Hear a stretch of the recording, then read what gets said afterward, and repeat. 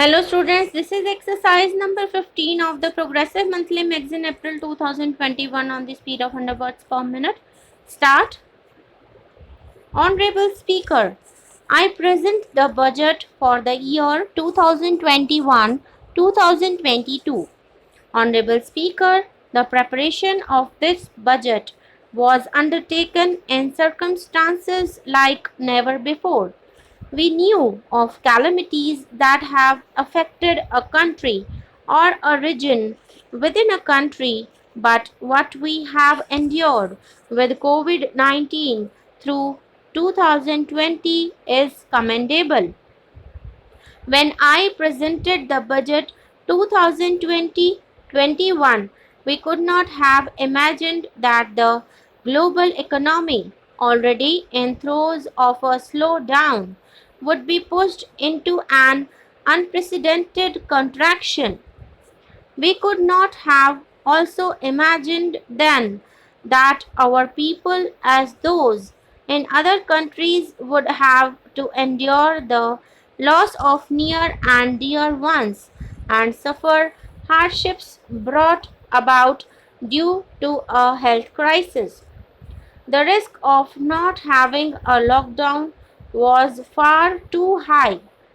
Within 48 hours of declaring a 3-week long complete lockdown, the Prime Minister announced the Pradhan Mantri Garib Kalyan Yojana, valued at rupees 2.76 lakh crores.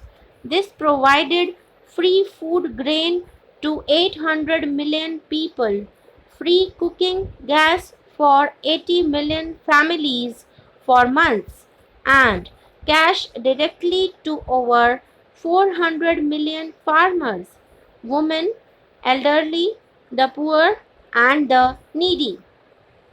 Even as a large section of citizens stayed home, milk, vegetable, and fruit suppliers, health and sanitary workers, truck drivers, railway and public transport workers, bank employees, electricity workers, our annadatas, police, firemen, and the armed forces all had to go about their work as normal, but with the additional anxiety of the virus hanging over them.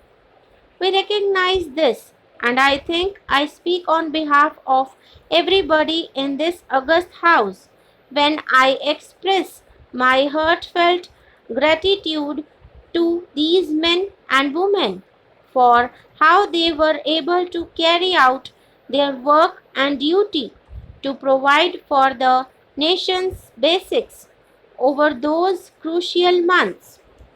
Speaker Sir, for public good, honorable members of parliament and members of legislative assemblies too offered their salaries. In May 2020, the government announced the Atmanirbhar Bharat package. To sustain the recovery further into the year, we also rolled out two more Atmanirbhar Bharat packages.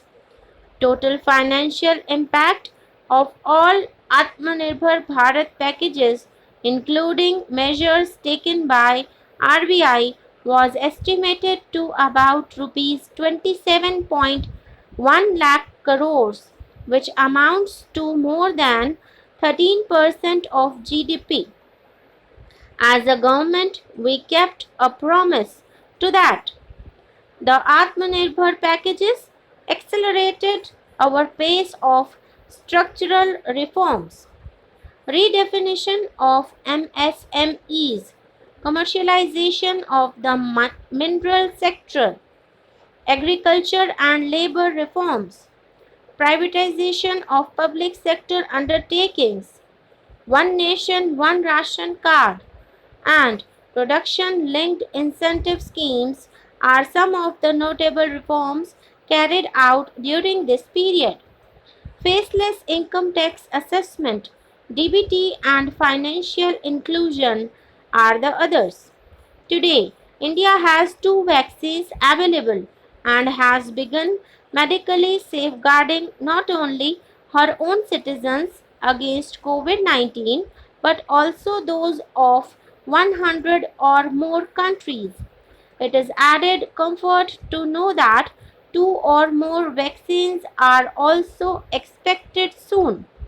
Honorable Prime Minister launched the vaccination drive by crediting and thanking our scientists.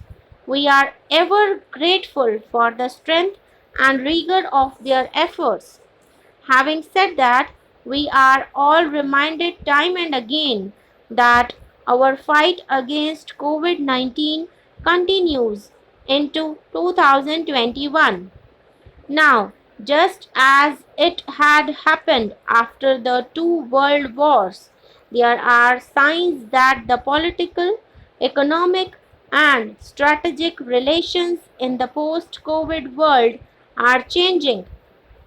This moment in history is the dawn of a new era, one in which India is well poised to truly be the land of promise and hope. In this spirit, I can't help but recall the joy that we, as a cricket loving nation, felt after Team India's recent spectacular success in Australia.